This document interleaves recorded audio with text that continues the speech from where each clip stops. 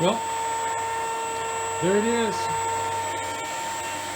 My 50 size F4U Corsair by Hangar9 with the wing on. And just finished rebinding the receiver with the transmitter. And the motor is running perfectly. Look at that. Now let's see about the retracts.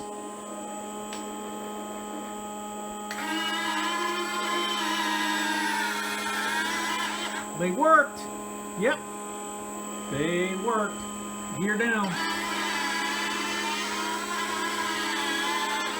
Beautiful. All right. So far, so good.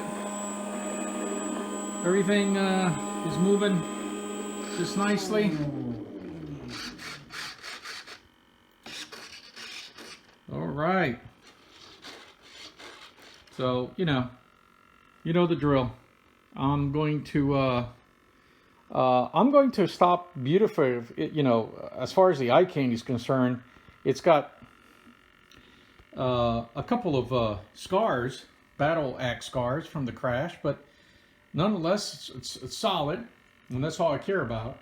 If I get some fiberglass repair, I might just do it and fill in these little cracks and probably repaint it. But other than that, I believe this is a solid model, ready to fly. All right, Carlos out. Take care.